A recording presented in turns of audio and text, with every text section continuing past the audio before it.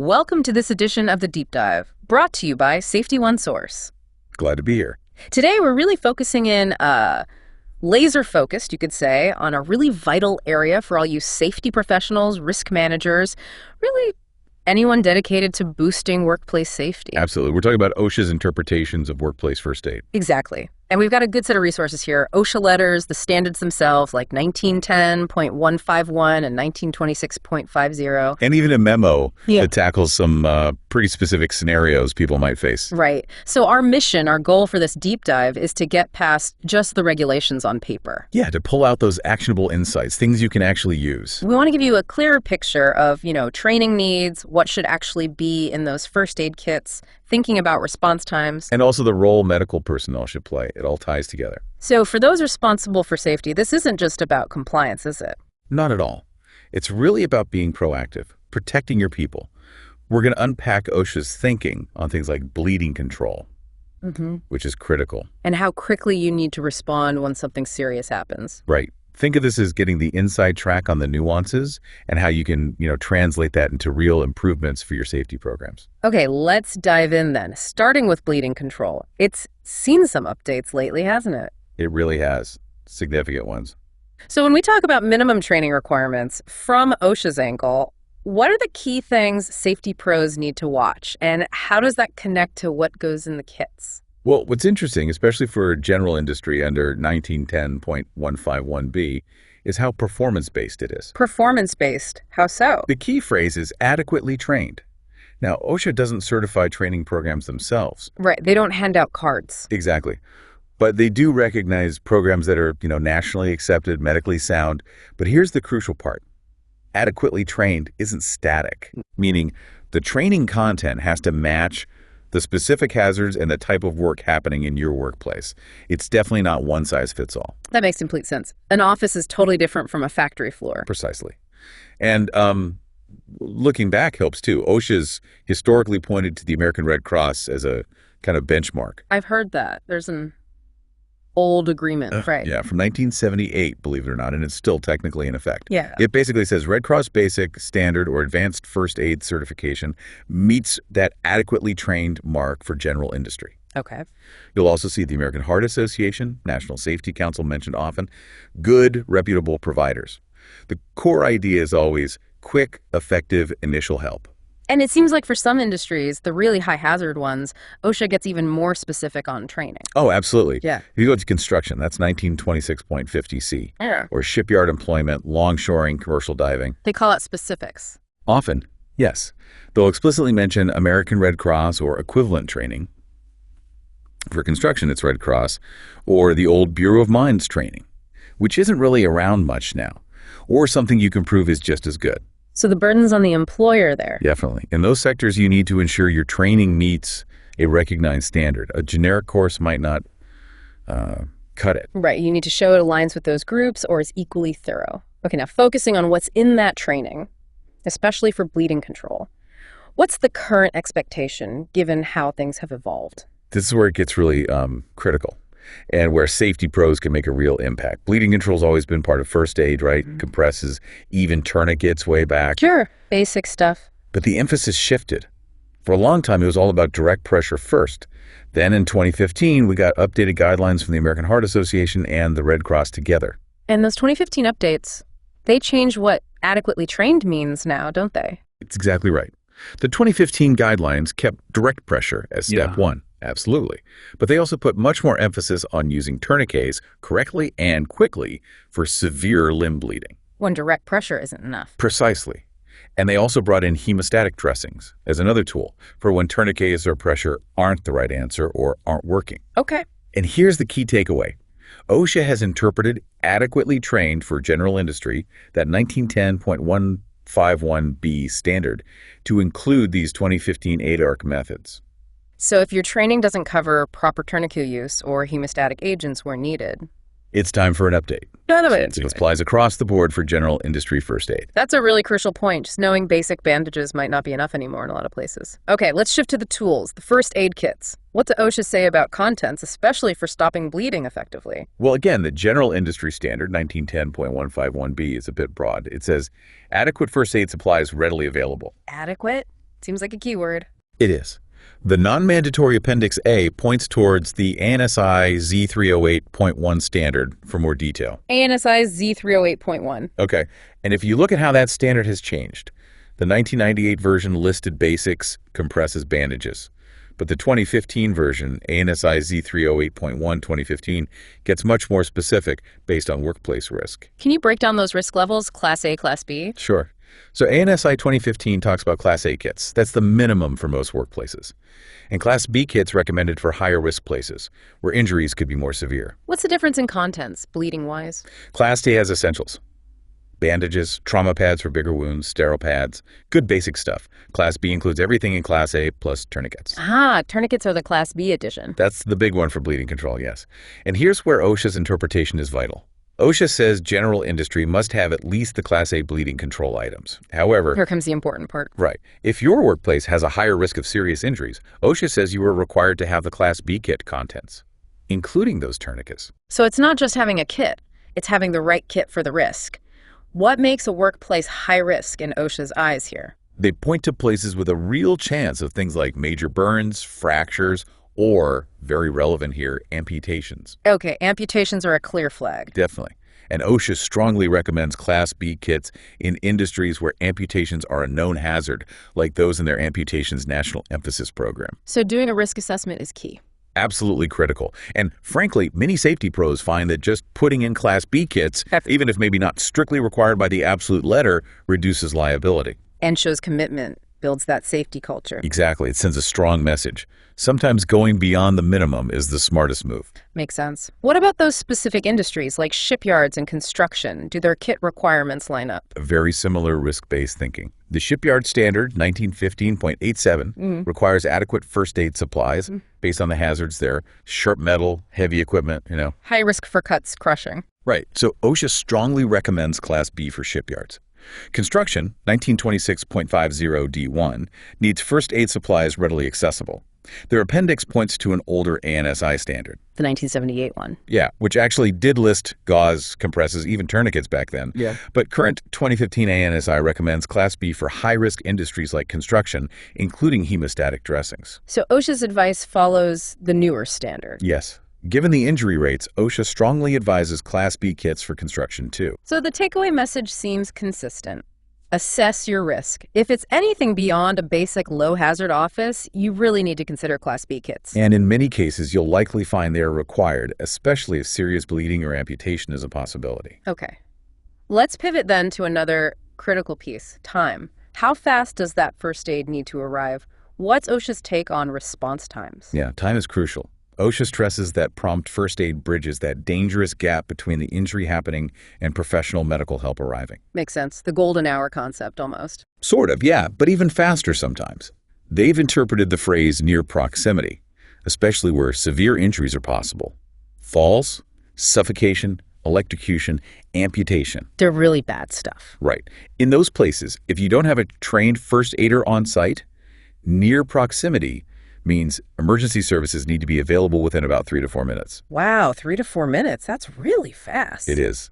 And it really highlights why having trained people right there on site is so important in those settings. Has that interpretation held up? It has. It's been reviewed and upheld by the Occupational Safety and Health Review Commission and federal courts too. It's a well-established interpretation. But what about lower risk places, like an office? OSHA acknowledges that.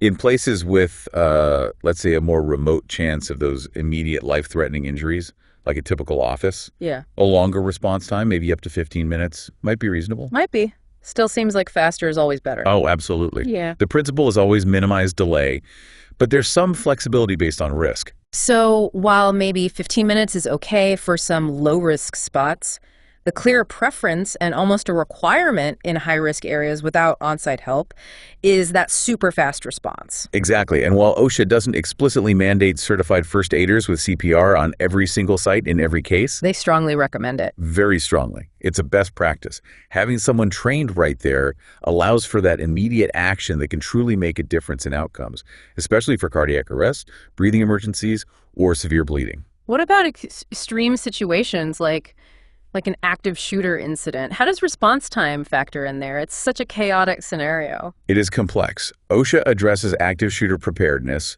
mainly through the lens of the employer's overall emergency action plan. Things like shelter in place, evacuation routes. Right. Planning for those actions. Now, if employees step up and provide aid during such an event, OSHA views that as a voluntary Good Samaritan act. Okay. It's important to recall OSHA standards protect employees primarily, not necessarily bystanders who aren't employees. Yeah. However, OSHA does classify active shooter incidents under the umbrella of workplace violence, and they strongly advise having workplace violence prevention programs. That should include what to do about first aid. Exactly. Programs that include protocols for providing prompt first aid to victims as soon as it's safe to do so. So, no specific minute count like for other injuries, but a strong emphasis on planning for first aid as part of the violence prevention strategy. Correct. Preparedness and having a plan that includes rapid, safe aid is key in those terrible situations. Okay, let's shift again. What about medical personnel? Doctors, nurses, what's their role supposed to be in the employer's first aid program? Well, the general industry standard, 1910.151A, is pretty clear on this. It says employers must ensure ready availability of medical personnel for advice and consultation on matters of plant health. Ready availability for advice. What does that mean in practice? OSHA interprets it to mean employers should actively talk with medical pros, use their expertise to inform decisions about, how good the first aid training is and if the supplies are right for the job. Especially if bleeding or other serious injuries are a big risk. Particularly then, yes. The idea is these medical professionals have specialized knowledge.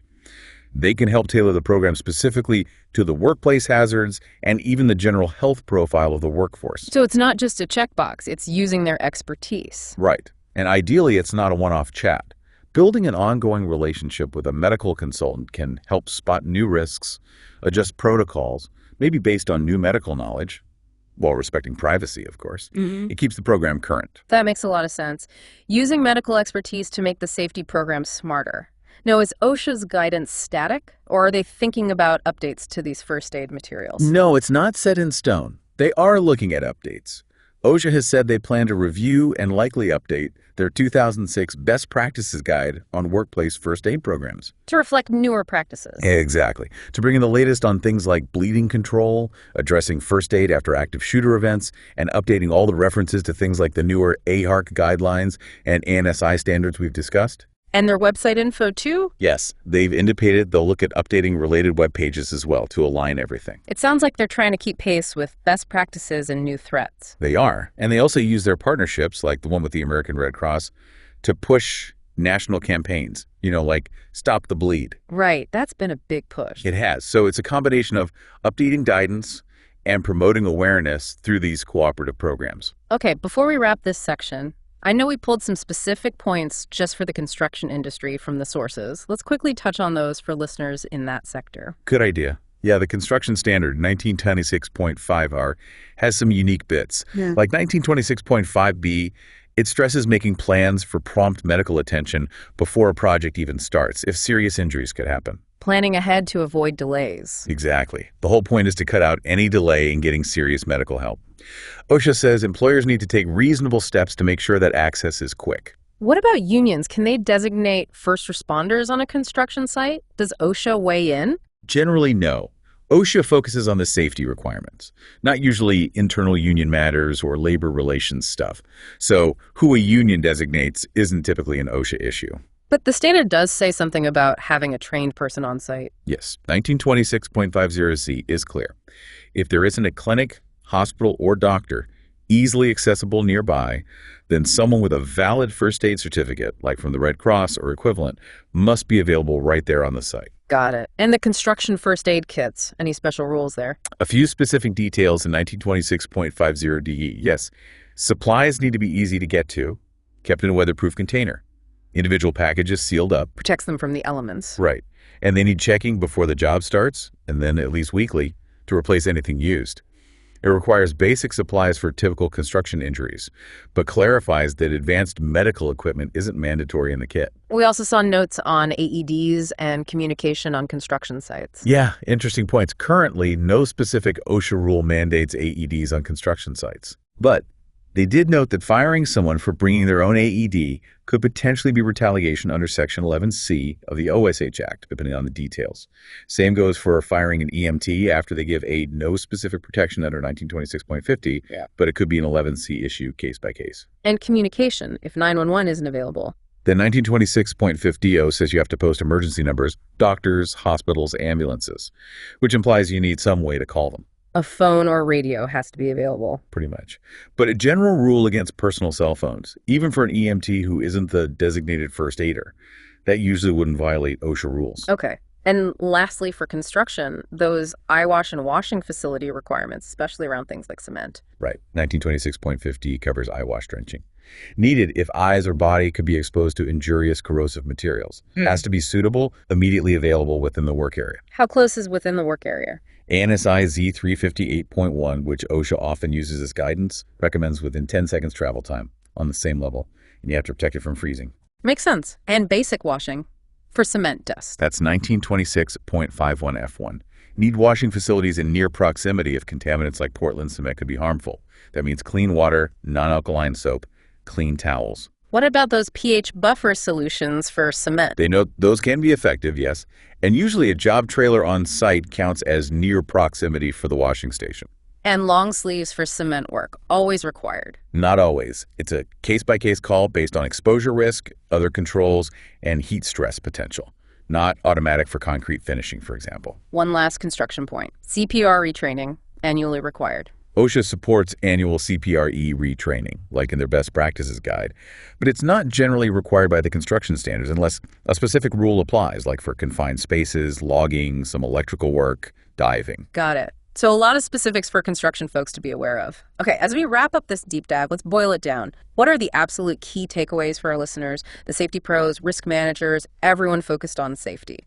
I think the biggest things are, 1, remember how performance-based this is. It's not just checking boxes. You have to assess your specific workplace hazards. Know your risks first. Absolutely. Yeah. 2, make sure your training, especially for bleeding control, matches those risks and includes the current AARC guidelines on tourniquets and hemostatics. Don't rely on outdated training. Okay. Training aligned with risk and current practice. 3, evaluate your risks to pick the right first aid kit. Seriously consider and likely use Class B kits if there's any significant risk of serious bleeding or amputation. OSHA strongly recommends it and often requires it based on risk. Class B for higher risks. Got it. And finally, 4, take a hard look at your response times. Are they truly adequate for the potential injuries in your workplace, especially considering that 3-4 minute window for high hazard areas without on-site first aiders? Okay, assess hazards, update training, get the right kits, check response times. What actionable advice would you give someone listening right now? What should they do next? Go back and actively review your current first aid program. Do a fresh, honest risk assessment focused on bleeding hazards and serious injury potential. Don't just assume it's fine. No. Verify your training covers the modern techniques. Verify your kit contents match your risk level, likely meaning Class B if applicable, and really time out or simulate response scenarios. Can you get aid there fast enough? Be thorough, test it. Exactly. Don't just rely on the plan on paper. And if listeners want to dig even deeper, where should they go? Definitely go to the source. Look up the OSHA standards we mentioned, 1910.151, 1926.50, and the interpretation letters. They're all on OSHA's website. Read the actual documents. Yes. See how the details apply directly to your industry, your specific site conditions. The nuances matter. Okay. So finally, a thought to leave everyone with as they work to keep people safe. Beyond just meeting OSHA's minimums, how can a really proactive, well-thought-out approach to first aid training and readiness become part of building a stronger safety culture? Yeah, how can it do more than just comply? How can it genuinely contribute to preventing harm and potentially saving lives in your workplace? It's about that commitment to people's well-being, isn't it? Absolutely. It goes beyond the rules. Thank you for joining us for this important deep dive brought to you by Safety One Source. We hope this was valuable for all you safety professionals, risk managers, and everyone striving for a safer workplace.